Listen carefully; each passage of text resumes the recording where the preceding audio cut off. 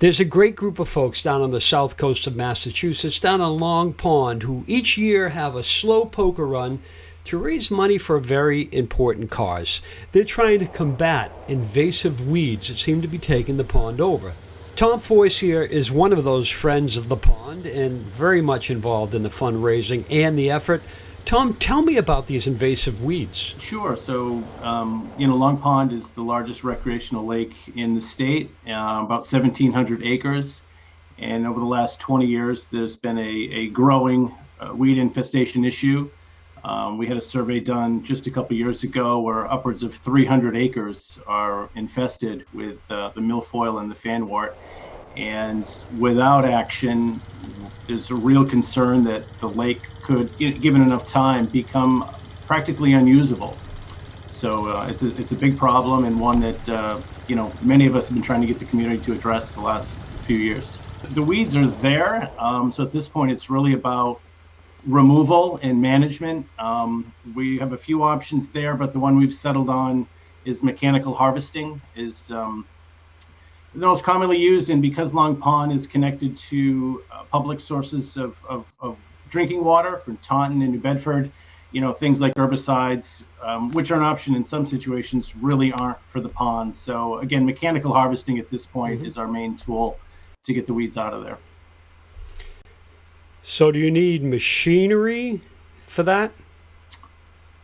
We do. There's earlier this year, and I got to give credit to the Long Pond Association, Martha, John Worley, and many others for getting this together. But they have specialized machines. I don't know if you're familiar with cranberry harvesting in the area, but you got these machines that rototill up and reach down in the water and grab and tangle these weeds up and literally physically remove them from the pond and bring them on shore and dump them somewhere, or in this case we're composting them for fertilizer for town residents. What is your desired outcome?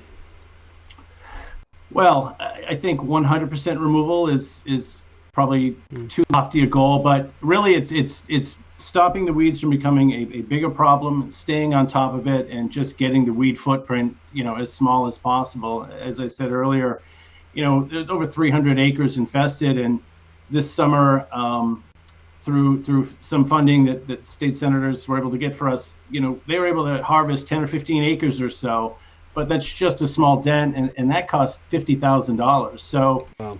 What we need to do now, really, it's about raising money. Back of the napkin math, we need over $1 million to tackle the problem as it stands.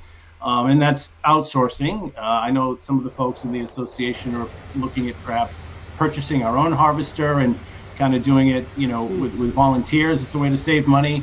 But either way, we either outsource that work or we buy the equipment and tackle it ourselves. So if you weren't addressing this, what would the end result be? The worst case scenario is the milfoil will grow in water up to 10 feet of depth, and the average depth of the pond is just over 8 feet. So it's conceivable that 20 so years that the pond could be impassable, and certainly in some areas. Just again, the aggressiveness of the growth and the overall depth of the pond, it's just ideal conditions for these types of weeds to grow. So if you were to dive unknowingly into the pond around these weeds, it could be an issue, correct? It's not a good time.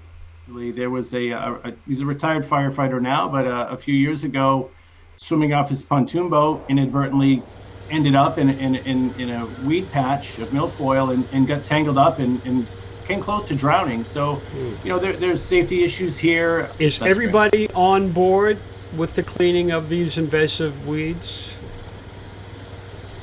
I believe so, yeah. I mean, historically we had tried other approaches, different members of the towns. We tried looking at a lake district and other means of funding, and ultimately what's become the most supportable for most folks is the Long Pond Association is a nonprofit organization, so we're not coming after tax dollars or things like that. And I think that volunteer angle is sitting well with folks, and a lot of people have stepped up to help for sure, and we hope that continues. Tom, so they're invasive, which means they're not native to the pond, correct?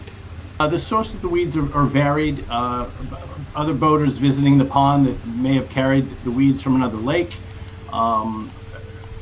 Birds can actually fly in from other infested lakes and carry weeds or seeds with them and infest that way. And Long Pond has one river that feeds into it, and upstream that river is infested as well. And so cuttings and seeds can flow down into the pond from that source as well.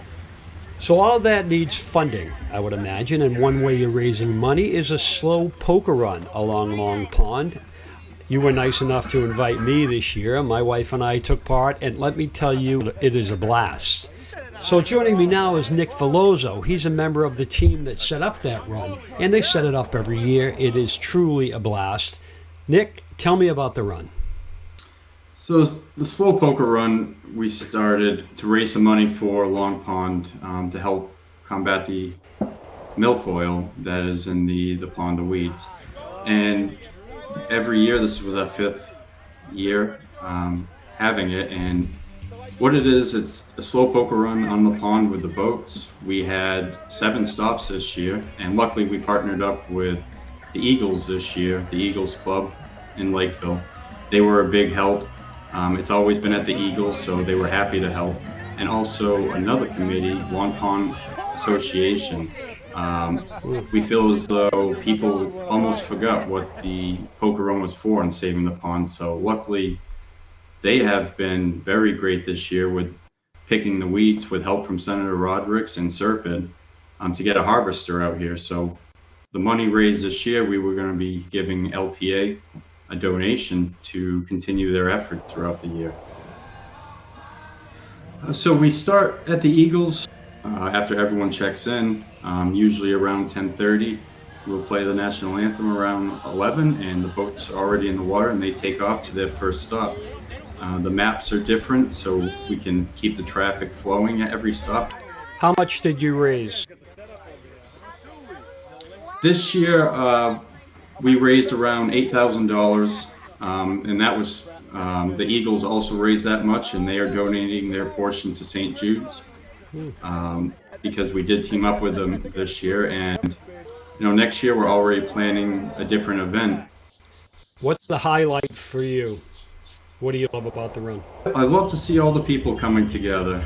People I don't see all year. I mean, everyone's out on their boats. Everyone's having a great time. I've never really heard of a complaint. We had a band, 2 bands this year, and overall it's a fun day for a great cause. And so I would have to say the bands and just seeing everyone come out and appreciate it and having fun. You can't really ask for much more than that. So the stops, we've been very lucky. A lot of the stops are repeat stops, and they have it down to a science. The boats come in. People pick up the cards from the bag, they get the poker hand, they sign it, and they're off. This year we did have, I believe it was 2 new stops. One stop is on a floating tiki, and we've been lucky enough for the owner to let us use it so we can kind of place it where there aren't many stops next to it. I will tell you, from tiki huts to 60s, 70s themes, there's plenty of food and drink along that run, and it's just a great time. They're so unique in the stops. And the slow poker run is just that, nice and slow. The Drift Podcast can be found at driftsociably.com or where all fine podcasts are heard.